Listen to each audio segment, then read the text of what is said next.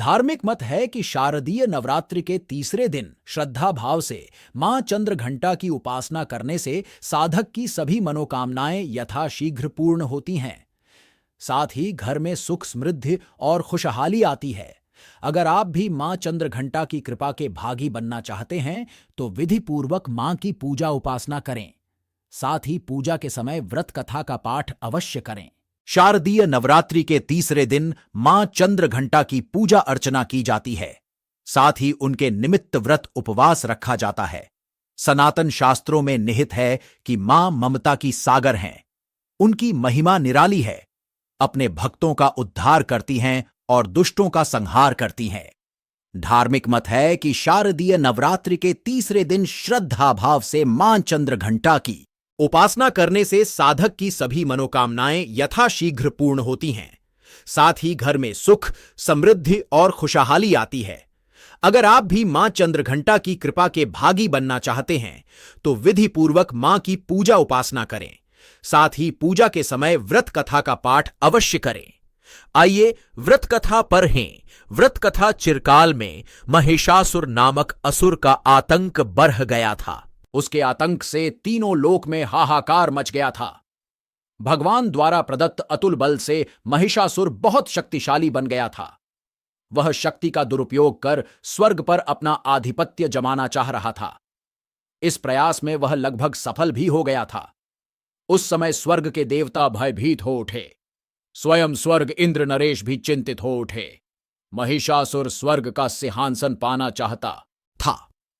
उस समय सभी देवता ब्रह्मा जी के पास गए और उनसे सहायता मांगी।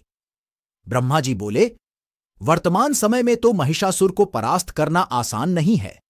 इसके लिए हम सभी को महादेव के शरण में जाना पड़ेगा। उस समय सभी देवता सबसे पहले जगत के पालनहार भगवान विष्णु के पास गए और उनसे सहमति लेकर सभी महादेव के पास कैलाश पहुंचे। स्वर्ग नरेश इंद्र ने आप बीती महादेव को सुनाई। स्वर्ग नरेश इंद्र की बात सुन महादेव क्रोधित होकर बोले, महिषासुर अपने बल का गलत तरीके से प्रयोग कर रहा है। इसके लिए उसे अवश्य दंड मिलेगा। उस समय भगवान विष्णु और ब्रह्मा जी भी क्रोधित हो उठे और उनके क्रोध से एक तेज प्रकट हुई। यह तेज यानी ऊर्जा उनके मुख से प्रकट हुई। इसी ऊर्जा से एक देवी प्रकट हुई। उस समय भगवान शिव ने देवी मां को अपना त्रिशूल दिया। भगवान विष्णु ने अपना सुदर्शन चक्र दिया। स्वर्ग नरेश इंद्र ने घंटा प्रदान किया।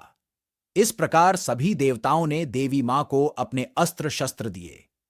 तब मां चंद्रघंटा ने त्रिदेव से अनुमति लेकर महिषासुर को युद्ध के लिए ललकारा। शास्त्रों में निहित है कि कालांतर में मां चंद्रघंटा और महिषासुर के मध्य भीषण युद्ध हुआ।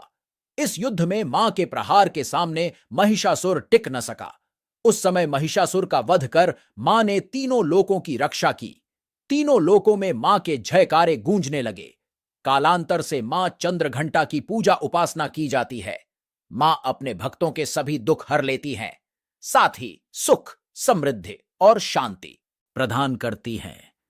अतः साधक श्रद्धा भाव से शारदीय नवरात्रि के तीसरे दिन मां चंद्रघंटा की उपासना करते हैं।